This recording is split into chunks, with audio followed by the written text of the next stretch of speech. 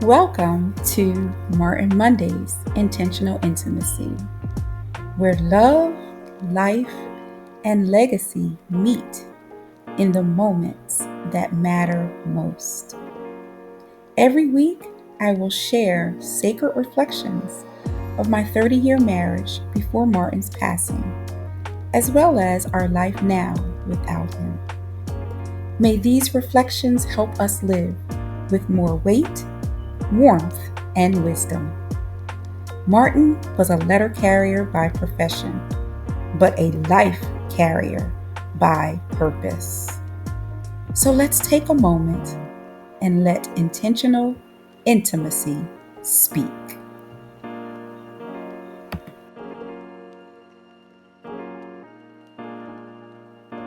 Welcome to this edition of Martin Monday's Intentional Intimacy. I am Paula Hollis, your host, and I'm so glad to welcome you to this hollow and sacred space where I share about my 30-year marriage to my husband Martin before he passed away. This is a big episode today. I have a lot to share. And so I'm going to do my best to do it. I probably will reference my notes, even though I am going to be speaking from my heart, but there's so many key points that I want to make. I don't want to miss or lose anything. And so today's episode is focused on a really pivotal moment in my relationship with Martin. And it was a friendship. It wasn't even a relationship at that point. But in our friendship, and I'm titling this Truth and Love Challenge Your Mindset. And so I'm going to reference and read some things and just share about what happened with us. So let's dive into this. So, Martin and I, we always shared a deep love of music. That was something that always unified us and something that we could always share in and a bond that we had. And so it unexpectedly became the backdrop for actually one of the most pivotal mindset shifts in my life and even a marking moment in our relationship. So it was my freshman year of college, and I am really working to adjust my course load and just managing everything, trying to stay afloat academically while holding on to some sliver of confidence at school. That's a whole nother story for another time. And Martin would always check on me, just never pressure, just always seeing how I'm doing and checking in, and very gentlemanly like, which is very much the type of person that he was. So one day he and I were on the phone and we were just chit chatting, and he said, "Hey, are you going to the Kentucky Fried Chicken competition?" Now, mind you, that was going to be in Philadelphia. I'm in undergrad in Baltimore, and the choir that I had sung with was in the competition, and he was wondering if I was going to go. Well, of course, I wanted to go, but I'm a struggling college student. I don't have money for just random trips to come back to go. And so I'm like, nah, bro, I'm struggling in college. I'm not going to be doing that. And so then he says to me, "Well, do you want to go?" And I'm like, "Well, that's a different question. Of course, I want to go, but the ability and the desire, they're two different things." So Martin, in his kind of signature wisdom and his little, wit and humor, he's like, "Look, I didn't ask you if you could go. I asked you if you wanted to go. Now, if you want to go, I'll get the tickets, and we can go, and I'll come and get you and take you." So I'm like, "Huh? Wait a minute. Let me paint this picture. You getting the tickets, that's one thing. But coming to get me, that means you're going to drive from Pennsylvania to Maryland to pick me up. Then you're going to drive back to Pennsylvania to go to the event. After the event, you're going to drive back to Maryland to take me home, and then drive yourself back to Pennsylvania to get home all in the same night. Like, that just doesn't even sound right. But he was very sincere and almost kind of like eager to do it. Like, if you want to do it, I'll do it if you're interested in going. So I said yes. And he's like, "Great." And so we went to the concert. It was wonderful. It was really, really good. I thanked him for the ride. I thanked him, for extending everything to me. I thought it was really great. And, I'm like, you really didn't have to do all that. And I know you put out a lot to do it. And he was just like, it was a little over $200. And I was like, now, mind you, this is what, 1990 maybe? Yeah, maybe 1980. No, I'm a freshman. So it's 87. My bad. It's 1987. And I'm like, dang, you put out a lot of money. And he was just like, of course, you're worth it. And I was like, I'm worth it? Like it kind of, I don't know, it kind of like resonated. He's like, I don't really care about the money. He was like, what kind of man would I be if I didn't show you that you were worth it? He was like, and even still, what kind of woman would you be if you didn't appreciate, all of who that you are? And when he said that, I was kind of like, wow, that was, it made me think. And, in that moment, it really made me think. And I was just like, well, I've always been raised to be like a strong and an independent type woman and not ever to rely on anyone, especially not a man. Like that's just, that's just not going to do it. But what Martin did, he really taught me that love is not about dependence. In that moment, he taught me that love is about dignity and love is about demonstration, because he showed me what it means to really love somebody with action, not just with words. I mean, because he truly went above and beyond that night. And what it means to allow someone to actually care for you, it really doesn't diminish your strength. Like, I'm still a strong person, even though someone supports me and even though someone is there to help me. And actually, it can affirm me as a strong person, and it doesn't diminish who I am. Now, as powerful as that is, there's more to this story.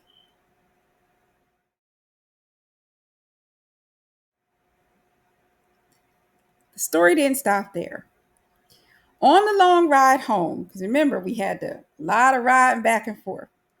On the long ride, Martin and I had some of the best conversations that we probably ever had, while we were dating or while friends. And Martin talked to me about the stock market. He told me a lot about the postal service where he worked. He taught me a lot about church. I needed some church updates because, yeah, when I went to college, I wasn't quite going as often as I used to go, but that's a whole nother story. He was very easy to talk to. He listened very well. He had great questions, and he always, was very responsive. And at one point, I don't know if I was just getting comfortable in the conversation. I'm not sure. But at one point, I looked at him and I said, "Hey, you're a guy, right?" And he's like, yeah, last time I checked, I'm a guy." And I was like, "Well, why do guys always, And I went into this whole tirade about the guy that was my current boyfriend. Yeah, y'all, I had a boyfriend, a long term boyfriend. And so I'm telling Martin all about, this guy and what he's doing. And I didn't really realize that I was in a toxic relationship, but I was. And so I'm telling Martin all this stuff and I'm asking him, why do guys always dot dot, why do they this and that? And I'll never forget Martin. He's driving and he kind of looks over at me and he says, I'm not just a guy. He's like, I'm actually a gentleman. And there's a difference. And Martin went into this whole full teaching moment where he probably could have passed the offering plate, explaining all this stuff. And he talked about what it meant to be a gentleman. He talked about honor. He talked about respect, protection, and cherishing and caring for. I mean, he went in, right? And so he really made it clear that what I was experiencing with my boyfriend, I didn't have a gentleman. And there's probably another story that I'm going to tell at some point where you'll understand that no, I was not dealing with a gentleman. But I sat there and I listened to what Martin had to say. I was kind of seething at some point, and probably at some point I got offended too. Because who was he to say that? He doesn't know, my boyfriend. He don't know, what we've been through, and we working on something, like I was, yeah. But in all honesty, if I'm honest with myself, I really wasn't mad at Martin. I was mad because I could see myself and he held up a mirror for me. And so, needless to say, the rest of the ride, I just kind of got quiet. I didn't really have much to say. And then we started hearing the sound of rain because it started raining. And so that was great because it could kind of drown out my thoughts and it could drown out the silence. And I mean, the rain was pouring down.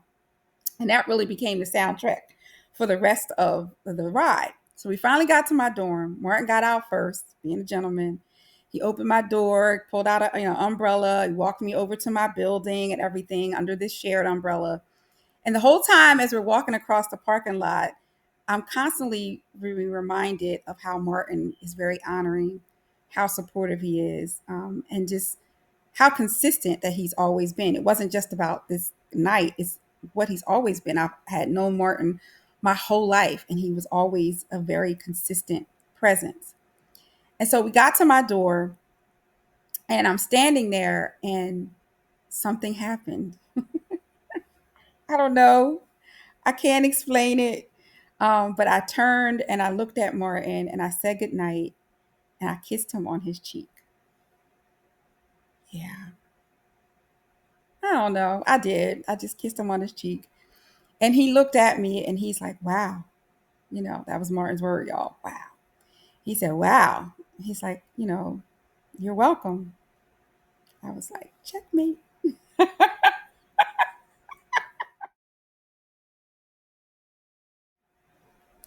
But I learned some things in that conversation.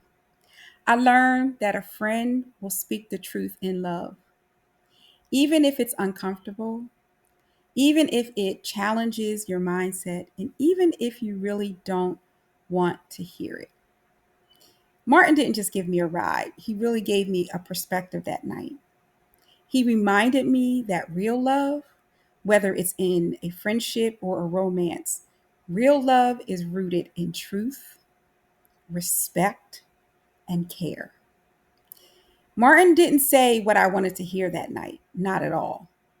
But what he said was what I needed to hear. And that actually lived out in action. Because as a result, that's what healthy relationships do. They challenge you, they hold you, and they shape you to see yourself and what you believe you deserve. And so I have to thank Martin for loving me enough to challenge me, because truth in love will shift your mindset. Thanks so much for joining me for this episode of Martin Mondays. Continue to live in the wow moments of life, building one legacy moment at a time. See you next time.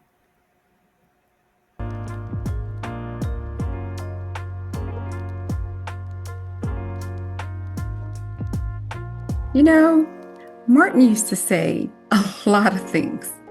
Some were funny, some were wise, but one thing he often said was, wow. Wow. Just those 3 letters. It spoke volumes. It meant a lot. When he didn't know what to say, wow. When he was excited about something, wow. When he was confused, perhaps, or even frustrated, he said, wow. And he's still saying wow. Through this bracelet, he's still saying wow, because he's still saying, may your whole life prove that God is good. And so in closing, that's my hope for you this week. May you have wow moments as you too are living out legacy. Live in the wow. Live in the reality of knowing that your whole life is good. Live in the heartbeat of Martin Mondays and intentional intimacy. May that anchor you in this week as you build legacy, one wow, one moment at a time. See you next week.